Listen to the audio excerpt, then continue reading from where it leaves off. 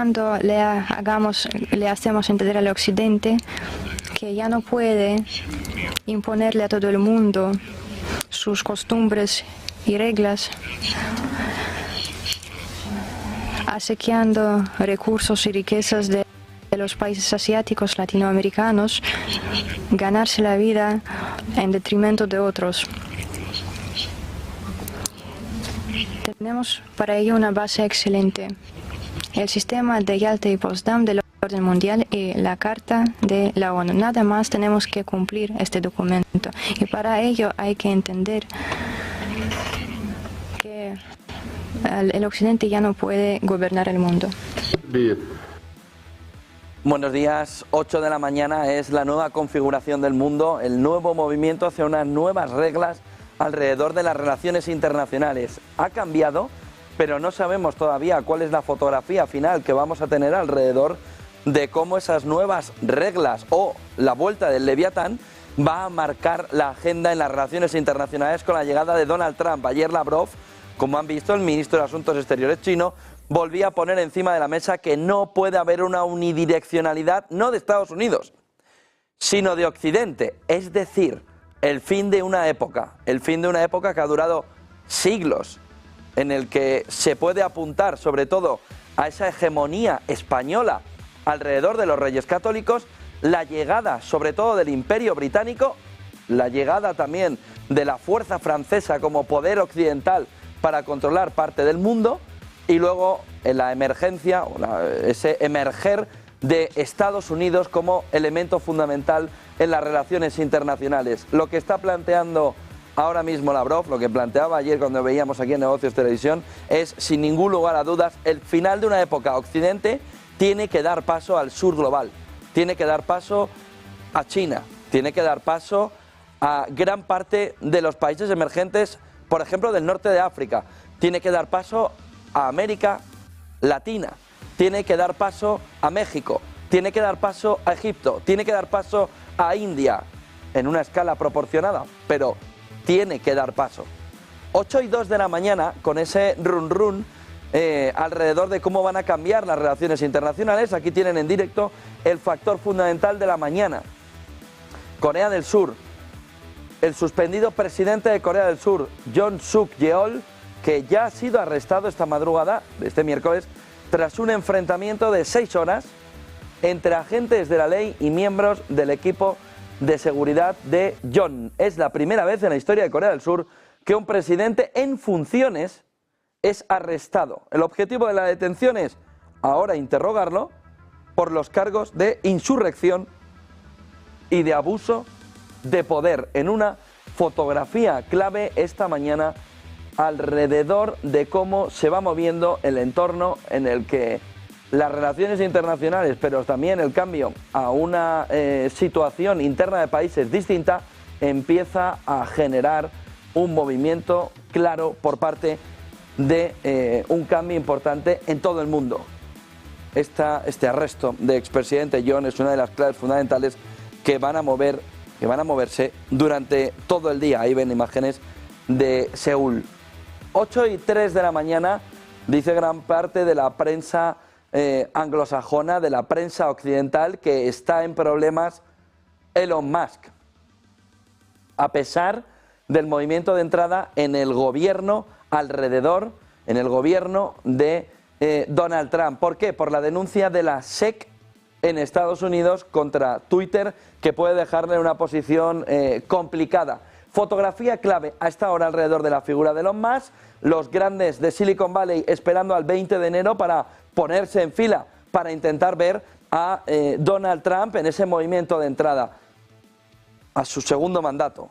Le decía el movimiento, a ver si lo podemos ver, la portada alrededor de cómo la SEC ya acusa a Musk de estafar a millones de inversores de Twitter. La agencia denuncia que el multimillonario ignoró el plazo de divulgación en 2022. El abogado de Elon Musk dice que no hizo nada malo y la SEC no tiene caso. La realidad es que la gran prensa anglosajona está diciendo a estas horas que Elon Musk está en un apuro, que Elon Musk está en una situación complicada en este entorno. Veremos cómo va durante el día afrontando Elon Musk también esta fotografía cada vez más complicada. El otro punto fundamental de la mañana, viene alrededor de lo que se va viendo con el alto al fuego entre Israel y Hamas en Gaza.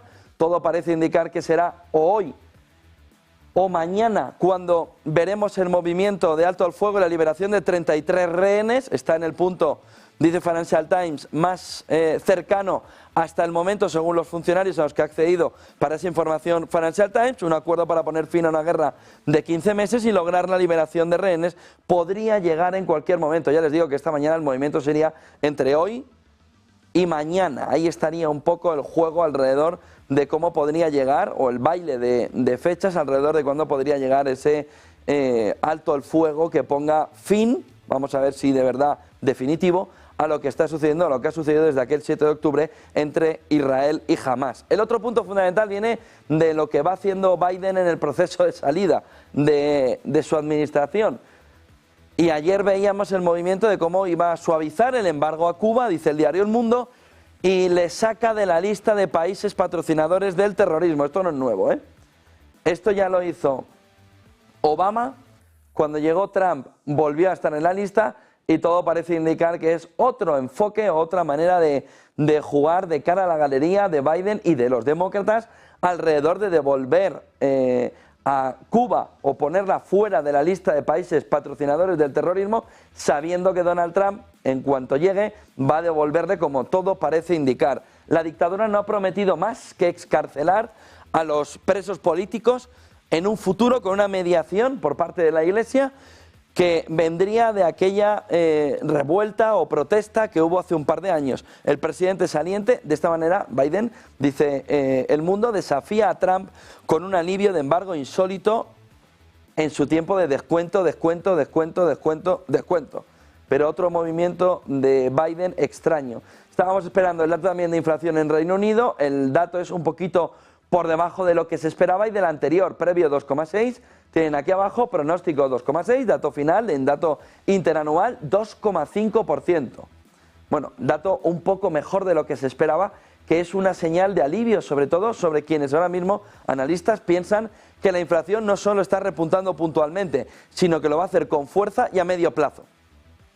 No solo puntualmente. Reino Unido ahora mismo está diciendo, cuidado, porque la caída de la demanda interna está compensando incluso precios energéticos en términos comparados. El otro punto fundamental viene por el movimiento de cómo Ucrania habría lanzado en las últimas horas y Rusia ya ha dicho que va a haber una respuesta potente a lo que ha sucedido. Dice CNN en español: Ucrania lanza misiles estadounidenses y británicos contra Rusia y lleva a cabo uno de los mayores ataques con drones, pero la clave fundamental en este entorno está en el uso, sobre todo, de misiles de largo alcance. Dice Ucrania que ha atacado a 1.100 kilómetros de la frontera entre Ucrania y Rusia dentro del territorio ruso. Con drones ya lo habíamos visto.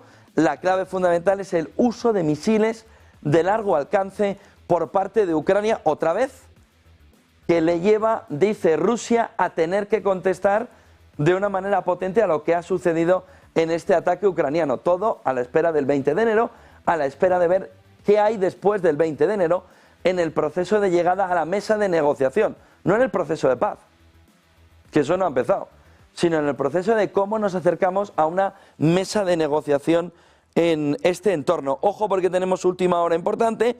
El presidente surcoreano Yoon se niega a testificar tras su arresto. La Oficina de la Investigación de Corrupción para Funcionarios de alto rango dice que el presidente se niega a testificar tras su arresto, lo cual dificulta, y tienen imágenes de Seúl en directo, todavía más la situación, la tensión que ahora mismo se está viviendo en Corea del Sur. Yoon, el presidente en funciones, que se niega a testificar en este entorno. El otro punto fundamental viene alrededor de lo que puede suceder en domingo, de lo que puede suceder el domingo alrededor de TikTok. Y cómo TikTok se prepara, dice Baja, para cerrar la aplicación en Estados Unidos este mismo domingo. Piensen que había salido la fotografía alrededor de una opción que era la de que en el entorno actual Elon Musk se quedara con TikTok, dejó la compañía. Eso no va a suceder nunca, de tal manera que la clave fundamental, saben que hay una fecha límite, 19 de enero. Hay una presión muy fuerte para que se extienda la fecha del 19 de enero por lo que los republicanos consideran que puede ser un castigo a medio plazo de parte de la generación millennial, parte de la generación Z, alrededor de que le baneen TikTok en Estados Unidos. No es tanto un problema para el entorno de los republicanos y de Donald Trump, sino para el entorno de Biden, que ve como una parte de su electorado va a decir, perdón, que me habéis cerrado TikTok, porque muchos no están viendo las noticias. Muchos el domingo se van a levantar, van a decir, a ver qué tengo hoy en TikTok, y en TikTok lo que no va a haber es nada. Nada. Nada. Por lo que intentan los demócratas ya al final del tiempo, ¿no?, intentar poner encima de la mesa la fotografía alrededor de cómo en ese entorno puede, sin ningún lugar a dudas, los demócratas, intentar extender el tiempo. Ese 19 de enero que ahora mismo aprieta como un zapato pequeño en el pie de los demócratas, que pueden tener en el medio plazo un problema con su electorado importante. Piensen que en 2 años hay elecciones, no es que dentro de 4 vuelvan las presidenciales, que en 2 años hay que renovar cámaras. Por lo que, cuidado con cómo puede quedar dañado el entorno demócrata en el movimiento del 19 de enero con TikTok. El otro punto fundamental de Biden, que está más activo cuando ya está en funciones que cuando de verdad estaba en un entorno donde podía ser prolijo en legislación, Estados Unidos, Biden presiona a TSMC y Samsung para que ajusten el flujo de chips a China. Las directrices pretenden impulsar la debida diligencia de los fabricantes de chips en China. Las normas son una respuesta a los chips de TSMC que van a parar a una empresa incluida en la lista negra. Estados Unidos, el entorno, la administración Biden presiona a TSMC y Samsung para que ajusten el flujo de chips a China. ¿Qué es el problema o cuál es el problema fundamental en el entorno actual antes del 20 de enero? La importancia de los aranceles. Miren el movimiento de China en esta última noche. Dice Bloomberg, China recorre el mundo en busca de nuevos proveedores de alimentos. ¿Por qué? Por la llegada de los aranceles. ¿Por qué? Porque el empuje alrededor de cómo Estados Unidos puede empezar a levantar pequeñas fronteras en todo el mundo, elevando el precio de los alimentos para un país que depende por su población, por su número de población, de una manera muy grande, alrededor del precio de los alimentos, puede dar una inflación alimentaria que deje en una situación complicada al gobierno chino, por culpa de los aranceles. Lo que conocimos ayer es que Estados Unidos quiere hacer una subida gradual de los aranceles. Oiga, voy a poner los aranceles al 25%, pero vamos a ir entre el 2 y el 5% mes a mes, poco a poco. Viendo además cómo afecta internamente en Estados Unidos, cómo afecta a México, cómo afecte a China, cómo afecta a Europa, le importa poco. Cómo afecta internamente. Pero si hay afección de inflación, puede frenarse. De tal manera que, dice Bloomberg, el país, China, ha realizado esfuerzos sustanciales para prepararse para las guerras comerciales y el regreso de Donald Trump. Es decir, ese movimiento arancelario empieza a tener factor fundamental alrededor del movimiento de cómo empieza a verse cómo los aranceles de Estados Unidos van a deshacer todo el equilibrio actual y cómo va a afectar, seguro, en el capítulo de la inflación. Lo va a hacer en energía, lo va a hacer en tecnología, lo va a hacer también en el capítulo de la alimentación. El otro punto fundamental, noticia principal ayer de Financial Times a nivel mundial, es España. Miren esta información, vamos a ver 3 enfoques distintos alrededor del movimiento de España. La verdad es que sube el pan. Es decir, cada vez que sale Sánchez a poner una medida nueva, alguien la ha fastidiado, por no decir otra cosa, por el camino, ocurriéndosele algo mejor. Siempre hay un iluminado que no tiene ni idea, porque probablemente no sabe ni de lo que está hablando, que hace que el conjunto europeo, fuera de Europa, y los propietarios, en este caso de la vivienda, se echen las manos en la cabeza. España propone un impuesto del 100% sobre las compras de propiedades, es decir, de viviendas, para compradores de fuera de la Unión Europea. Noticia más leída en Financial Times durante todo el día de ayer, con muchísima diferencia. ¿Qué es lo que se comenta fuera del entorno Schengen, fuera del entorno de la Unión Europea? 2 cuestiones que están alarmando. Esta, fundamental porque les afecta a ellos. La que no les afecta a ellos también les alarma afuera porque ven una deriva que ya no sabemos ni cómo calificarla, porque además están viéndonos.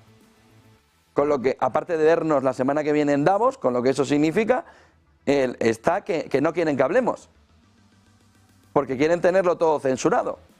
Pero, hombre, decir en una rueda de prensa algo que se asemeja a que le parece mal que haya ciudadanos que hereden de sus padres porque hereden vivienda, porque eso genera una diferencia entre los ciudadanos españoles, aquel que puede heredar y aquel que no puede heredar. Entonces, ¿qué prefieres? ¿Que se lo den todo al Estado y tú ya lo repartes entre los tuyos? Es decir, hay una cuestión interna en las palabras de Sánchez y una cuestión externa que son salvajadas, que ya no sabemos si es porque le han dejado ahí sin guión y entonces se lanzó a opinar y alguien le estaba diciendo por detrás, pero, ¿qué estás diciendo? Es decir, y dijo, va a haber una diferencia, hay una diferencia entre ciudadanos, el que hereda de sus padres una vivienda y el que no va a poder heredar una vivienda de sus padres. ¿Y qué quieres hacer? Y el padre que está ahorrando para comprar una vivienda y dejársela en un futuro a sus hijos, ¿se la quitas para repartírsela a quién? Porque la redistribución en España no está funcionando muy allá, ¿eh? Entonces, cuidado con esa fotografía interna que fuera de España lo que está generando es una situación de a ver si tenían razón con lo que nos estaban diciendo de lo que estaba pasando con el perfil de Pedro Sánchez y del gobierno español. A ver si era verdad. Están empezando a plantearse sobre todo del entorno de Europa, que ya podían ponerse a ello. Ya podían ponerse. El otro elemento fundamental es este. Dices, ¿pero cómo que nos vas a poner un impuesto del 100% a los ciudadanos que no pertenezcan a la Unión Europea? Bloomberg, antes veíamos Financial Times, España busca establecer un impuesto del 100% a los ciudadanos no pertenecientes a la Unión Europea que compran viviendas. La propuesta fiscal del gobierno se va a enviar al Parlamento. Vamos a ver en el Parlamento qué apoyos tiene, porque eso parece Mortadelo y Filemón. El primer ministro Sánchez anunció un conjunto de medidas sobre la vivienda, en el que la clave fundamental es ¿y qué va a pasar con las herencias? ¿Por qué heredan? No sé, ¿van a heredar tus hijos todas tus viviendas? Entendemos que quieres que sí, ¿no? Y la mayoría de los dirigentes socialistas, ¿no? ¿Van a querer heredar sus pisos en España y en República Dominicana y en Marruecos o no van a querer heredarlos? ¿Van a preferir dejar que se los quede el Estado y el Estado los distribuya, incluidos los de República Dominicana y los de Marruecos y los de República Dominicana? Insisto, que ahí hay muchos líderes socialistas que saben a qué nos estamos refiriendo, en República Dominicana, ¿verdad? ¿Verdad? Porque, joder, con un sueldecito de 90.000 euros, joder, lo que ha estirado el sueldo para tener tantas propiedades en República Dominicana, ¿no? Porque el español de a pie no puede comprarse tan fácil una casa en República Dominicana. ¿A que no? ¿Eh? ¿A que no? Pues entonces, hombre, intentar limitar o intentar dejar caer la opción de que se pueda limitar el derecho de herencia sobre entornos inmobiliarios. Bueno, la herencia en sí, que ya está limitada por lo que tiene que pagarse, es decir, hay mucha gente que al hacer frente a esa herencia, sobre todo si son de terceros, no de grado primero, no puede ni tan siquiera acoger esa herencia, pero bueno, empecemos entonces por República Dominicana. ¿Qué os parece? Gobierno, República Dominicana, repetid conmigo, vamos a mirar República Dominicana y las viviendas. ¿Os gusta? Empecemos por ahí. Y oye, y las repartimos entre los ciudadanos españoles. ¿Se puede hacer una especie de lotería de la Navidad o de Monopoly entre todos los ciudadanos españoles con las propiedades de República Dominicana? ¿Qué? Digo que tengan los mandatarios españoles socialistas, por ejemplo, y de otros partidos, pero sobre todo socialistas. Se puede intentar hacer ahí una especie de Monopoly, también en Marruecos, ¿no? Bueno, España busca establecer, les repito, un impuesto del 100%. Esto está, bueno, están flipando fuera. Están flipando. Con establecerle un impuesto del 100% a los ciudadanos no pertenecientes a la Unión Europea. Y ustedes pensarán, ¿está hablando de los rusos? Sí, pero no solo. Está hablando de los mexicanos, venezolanos, colombianos, argentinos, estadounidenses y británicos. No, los británicos tienen un acuerdo. Les quieren meter un 100% de impuestos. ¿Eso va a solucionar el problema de escasez de la vivienda? Hombre, sí, si nadie viene a comprar ya casas, si luego metes un 100% también de impuesto a todos los de España y a todos los de la Unión Europea, habrá un momento en que nadie quiera comprar una casa. ¿Pero eso significa que alguien va a querer hacer casas? No. No tiene una relación. No tiene por qué. No tiene por qué ser así. Con lo que volvemos otra vez a los fundamentales, ¿no?, del entorno económico, en el que volvemos a ver de qué manera desconocen la más mínima regla elemental económica en este entorno. Por lo que volvemos otra vez a, bueno, pues ven, a ver qué pasa en este entorno. Bueno, el otro punto fundamental viene alrededor de cómo se empieza a ver en una tercera portada alrededor de este asunto, el hecho, dice, de que Sánchez convierta a los compradores británicos, dice Bloomberg, fíjense, Bloomberg no está hablando ni de los rusos, bueno, de los mexicanos tampoco, pero no está hablando de los rusos, de los ciudadanos rusos, está hablando de los británicos. El hecho de que Sánchez, esto es Bloomberg, a nivel internacional, pero es de lo más leído en Reino Unido esta mañana.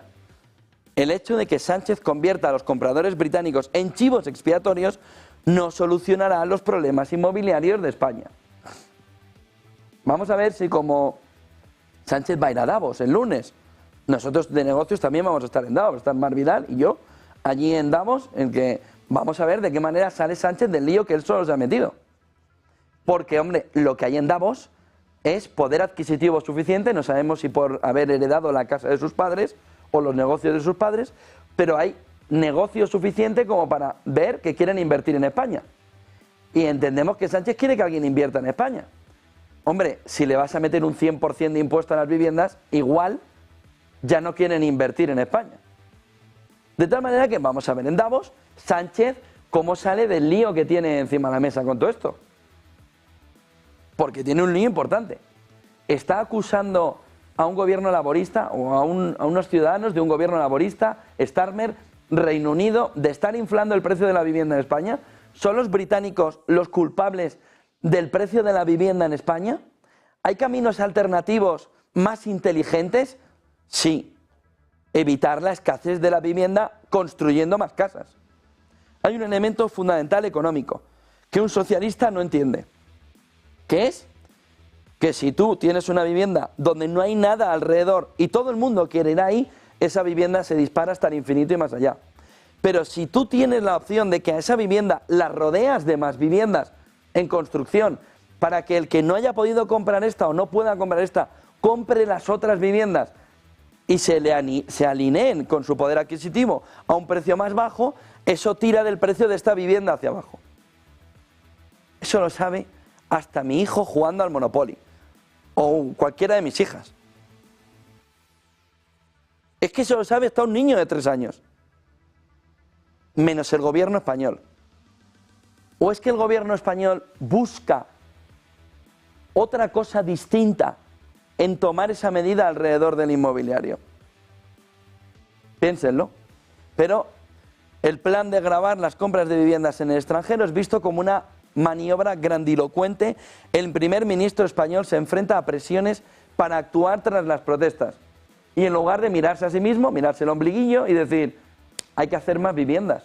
Hay que hacer más vivienda social, hay que hacer viviendas en Madrid a 150.000 euros para que lo puedan los jóvenes comprar con facilidad. Y eso en el distrito de Campamento, por ejemplo, liberar ese terreno, hacer viviendas y eso tirará del precio de la vivienda hacia abajo porque todos los jóvenes van a querer ir al mejor barrio de Madrid para ellos. Campamento, viviendas, 150.000 euros. Pero no quieren eso, porque no quieren resolver el problema. No tienen un socialista. Por definición, no quiere resolver el problema. Quiere que el problema persista. No vaya a ser que resolviendo el problema, el que ha recibido la solución del problema entiende que había otra manera de hacer las cosas y que tiene que girar el voto. Pero es que es muy sencillo. Pero si sobra terreno, en Madrid, en Alicante y en todos los sitios. No, en Alicante no sobra sitio, ¿cómo que no? ¿Cómo que no? Vete a la zona de San Juan del Pau con Campello, tira para atrás y empieza a hacer casas, que están además de la playa a 10 minutos andando. Y en Valencia, lo mismo. Y en Bilbao, lo mismo. Y en Coruña, lo mismo. Pero esto es un problema internacional que el gobierno español no quiere resolver, no sabe resolverlo o no quiere resolverlo. Pero la solución es muy fácil. Se abre más suelo para la edificación. No, porque entonces los fondos buitre, pues que no vengan los fondos buitre, pero ¿quién va a construir? ¿Tú? ¿Te vas a poner ahí con la gorrica a construir? Pero el lío que ha montado, pero bueno, que se lo va a encontrar en Davos el lunes, ya verán. Se lo va a encontrar en Davos el lunes. Cuando vengan a decirle, ¿pero qué haces? ¿Pero qué haces? Pero es que cada medida es peor que la anterior. Es que no tienen una idea buena, económicamente hablando. Es que no hay manera. Fíjense cómo nos están poniendo a España en el conjunto anglosajón o en los medios anglosajones alrededor de la liada que ha hecho Sánchez en este entorno. Volviendo al plano internacional y volviendo en concreto a México, Sheinbaum ayer volvía a hablar de los aranceles y sobre todo de la posición de México en un entorno donde la competencia con Estados Unidos, por la presión que Trump empieza a hacer, le lleva a empezar a hacer giros también en la relación con China. Escuchen a Claudia Sheinbaum. Nuestro objetivo con el Plan México, entre otros, como lo vamos a ver ahora, es reducir esas importaciones, que se produzca más en México, no solamente para nuestro mercado, sino también para el mercado regional. Y Estados Unidos también depende mucho de la importación de China y de países asiáticos. Si vamos a fortalecer el mercado regional y además nuestro objetivo también es ampliar a todo el continente americano, que esa es la visión que queremos tener para ser la región con mayor potencial y desarrollo del mundo. El objetivo pues ser fortalecer estos mercados locales, el mercado nacional, el mercado interno y los mercados regionales. 8:27 de la mañana, así abre el mercado a la espera de que hablen Rutte y Bauer alrededor de esa reunión de la OTAN importante, sobre todo porque va a hablar la parte militar de la OTAN. Enseguida estaremos allí. SP500, futuros, 0,09 en negativo, Nasdaq 100, 0,12 en negativo, Dow Jones, 0,06 en negativo, Russell, pequeñas y medianas compañías, 0,11 en positivo a estas horas. Después del movimiento de ayer, mixto en el mercado, como ven allí, SP500 0,11 ayer en positivo, Nasdaq 100 0,13 en negativo. Mercado asiático, Nikkei a estas horas con un movimiento muy leve después de las caídas de ayer, 0,08 a 38.444, Hansen 0,25 en positivo, 19.267, CSI 300 0,64% en negativo. El otro punto fundamental viene alrededor del petróleo, hemos visto un movimiento sobre todo de recuperación. Vamos a ver si podemos ver el petróleo. Un movimiento de recuperación en los últimos tiempos y ayer un movimiento de caída. Hoy lateralidad otra vez. Brent 79,65, 0,06. ¿Hasta qué? Hasta el dato de inflación que vamos a conocer a mediodía. 8,5 costa este Nueva York, 2,5 aquí en Madrid. West Texas 0,04 negativo hasta 78,15.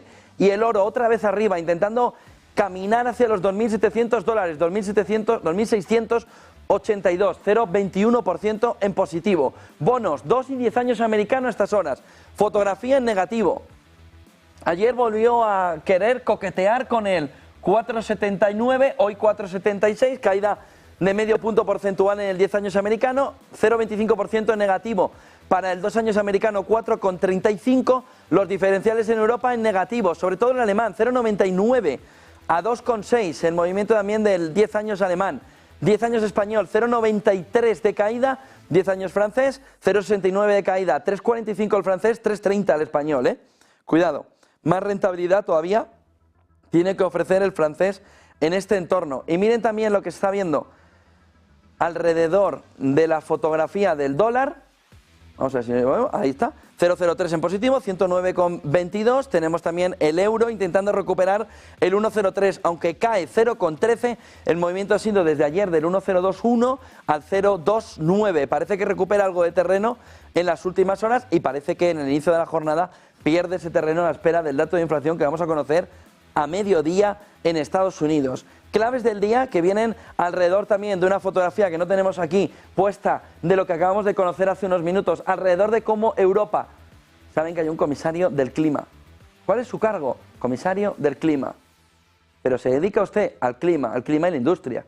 De tal manera que, ojo, porque acaba de plantear también Europa, 5 años después del proyecto, del plan de von der Leyen, de la transición verde de la economía, que hay que poner un punto, no sabemos si seguido o aparte, pero ha dicho Joque, que es el comisario del clima, y que está alineado con esa comisaría también alrededor de la industria, que el sector automoción, ¿se acuerdan?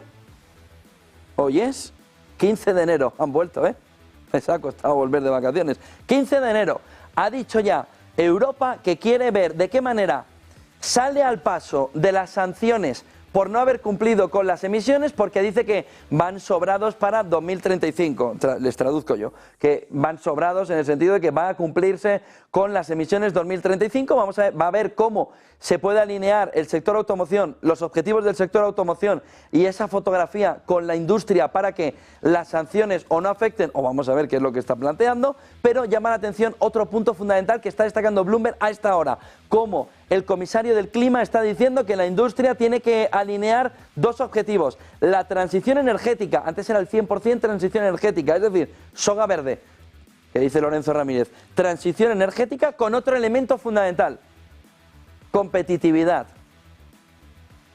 15 de enero, miércoles, 15 de enero de 2025. Llega 2 años y medio tarde, pero al menos enuncian que va a llegar para Europa. 15 de enero, 15 de enero del 25, pero 15 de enero, Están empezando ya otra vez a volver a la actividad de una manera lenta y se les ve a los comisarios acercándose al Parlamento, a la Comisión, fíjense cómo se va acercando, podríamos hacer casi un partido de fútbol con todo esto, se van acercando, vamos que van a coger el lápiz, venga que cogen el boli, se acercan a la hoja, pueden incluso escribir una palabrita en el entorno, pues podríamos hacerlo metafóricamente todo como se va volviendo a coger cuerpo alrededor de los comisarios europeos. Madre de Dios, madre de Dios.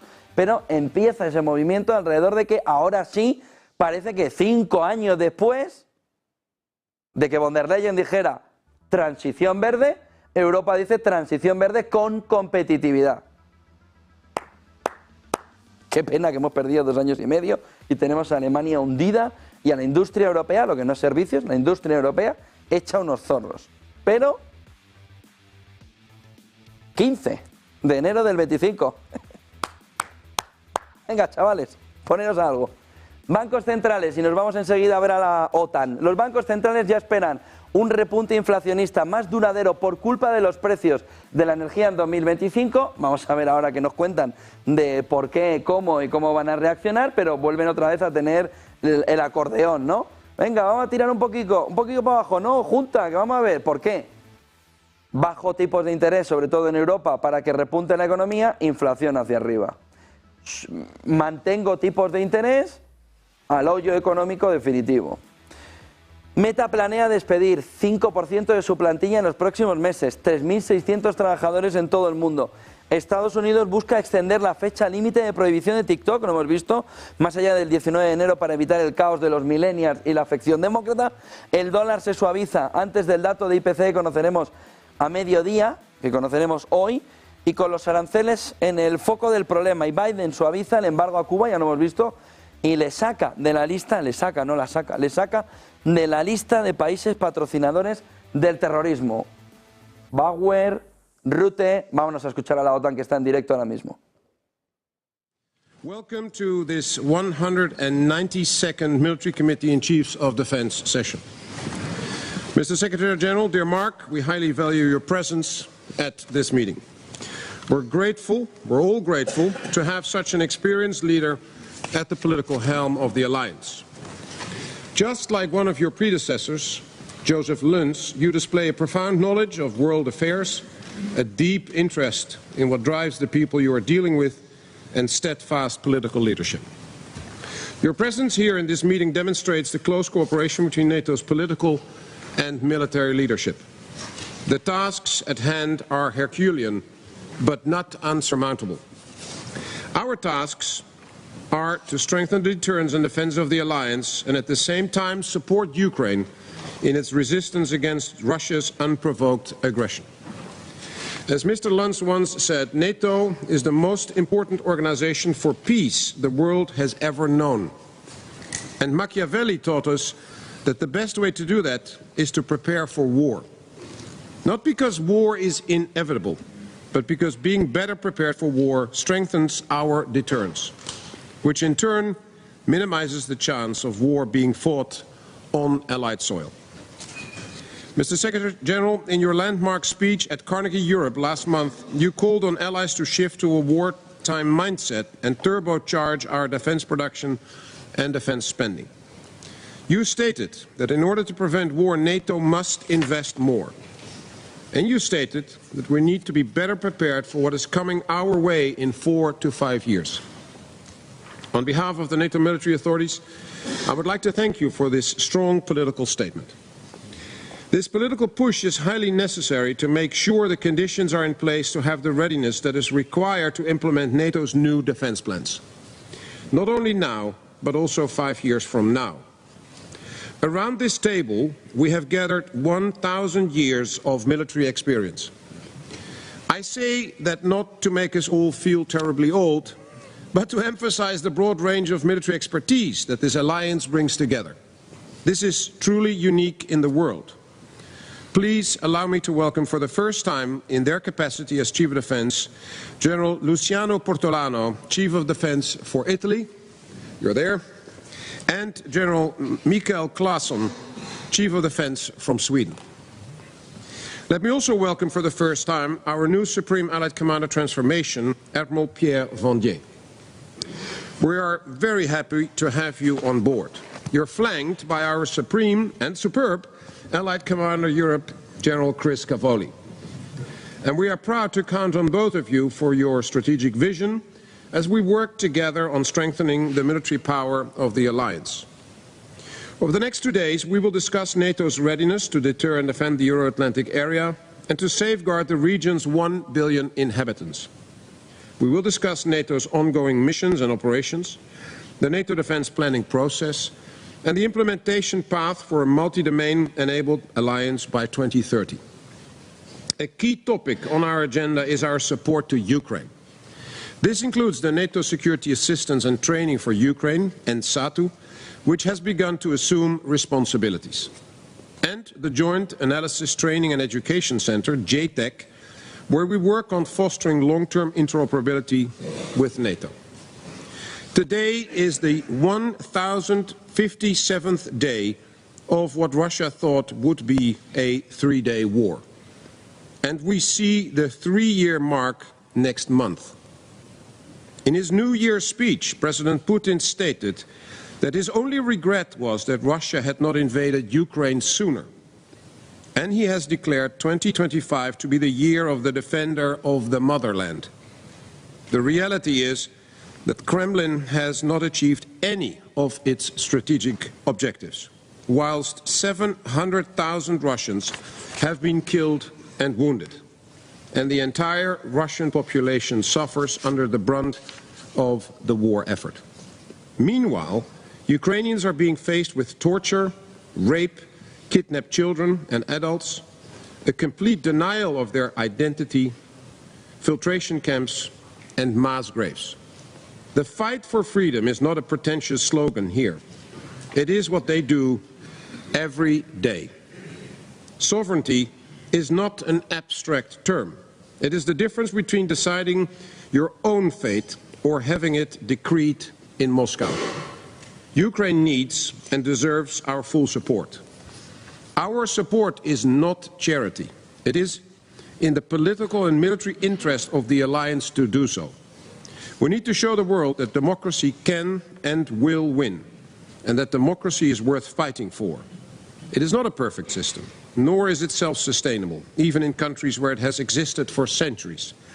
But it is worth risking our lives for, because without choice, without freedom, without the rule of law, what is there? How can we ever build a safe and prosperous world for our children?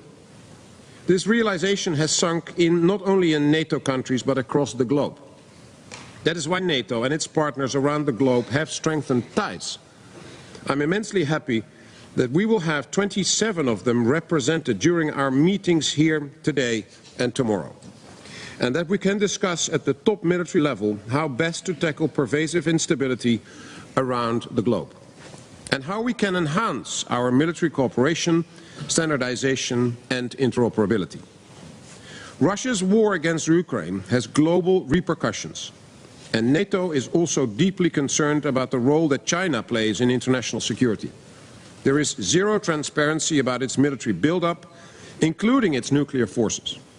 China continues to display increasingly aggressive behavior against its neighbors, and it is a crucial enabler of Russia's war effort. The best response to all this is to stand together firmer than ever, to be closer than ever, and to be more united than ever. And that is exactly what NATO and NATO partners are doing. It is up to all of us to make sure that democracy triumphs over autocracy and that accountability triumphs over impunity. We have it within ourselves to build on the groundbreaking work that has already been done. And with that, Mr. Secretary General, I kindly invite you to provide your opening remarks. Well, thank you, Admiral Bauer, dear Rob. Wait, until this red. Yeah, there it is. So thank you again, Admiral Bauer, dear Rob, and good morning to all of you. I'm very honored to be here with you today and to address you, the military leaders of all of our NATO countries gathered in this room. And I'm excited to start this important dialogue with you. For now, still under Rob's very capable leadership, and soon with Admiral Cavo Dragone as the new chair of the Military Committee. So thank you, Rob, for your tireless service, and welcome to Admiral Cavo Dragone. The next summit in The Hague is about 6 months, 5.5 months away. And our objective is clear. We must continue to do all we can, all together, to keep all of our people safe. Our future security is at stake. Russia's war against Ukraine rages on. Russian hostile actions against our own countries are accelerating, with cyber attacks, assassination attempts, acts of sabotage and more. We used to call this hybrid, but these are destabilization actions and campaigns. Russia is hard at work to try to weaken our democracies and chip away at our freedom. And it is not alone. It has China, North Korea and Iran by its side. Meanwhile, many other dangers persist, from terrorism to nuclear proliferation, disinformation and climate change. So the security picture does not look good, but we know exactly what we need to do to protect it. We are already doing a lot here together. All allies have been increasing investment in defense. Thanks to you, our military leaders, we have robust military plans in place. The readiness of our forces has increased. Military exercises are larger and more frequent. And this is all essential but not sufficient to deal with the dangers coming our way in the next 4 or 5 years. Indeed, I said this in a speech last month, which you referred to in your remarks, Rob, but let me say it again. To prevent war, we need to prepare for it. It's time to shift to a wartime mindset. And this means we need to make our defenses even stronger by spending more on defense, producing more and better defense capabilities. We need to support Ukraine more to change the trajectory of the war. We all want it to end, but above all, we want a peace to last. We also need to work hand in hand with our partners across the world. I'm so happy that we have an opportunity later today to speak with them. Security is a team effort. The bigger the team, the safer we all are. So my priority going forward is to ensure that we do what is necessary, fully and fast, on defense, on Ukraine and on partnerships. And for this, I count on your continued engagement and your continued support. I look forward to discussing all of this with you today and to working you with the months and years to come. For this moment, thank you very much. Thank you, Mr. Secretary General. Thank you, Mark, for your inspiring words. Ladies and gentlemen, our sacred task is to support and enable the work of our band of 3.5 brothers and sisters in uniform who defend our great alliance.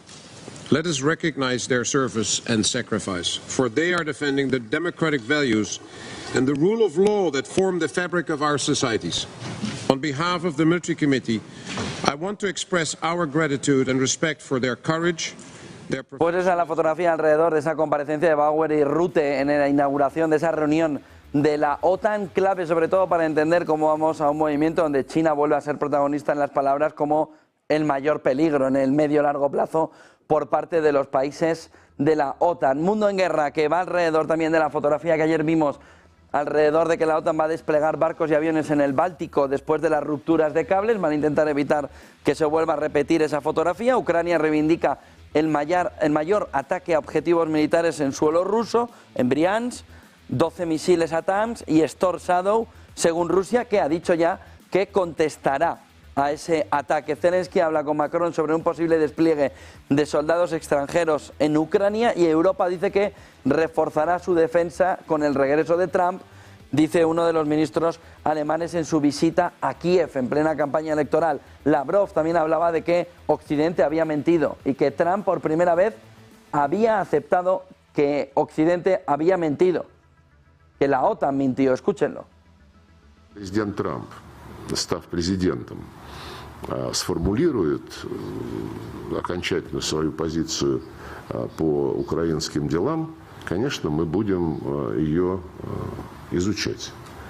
Все то, что сейчас говорится, это говорится в рамках подготовки к инаугурации, в рамках подготовки к серьезным делам, как сказал сам Дональд Трамп, в рамках подготовки к въезду в офис. Ни одна страна или организация на пространстве ОБСЕ не претендует на доминирование.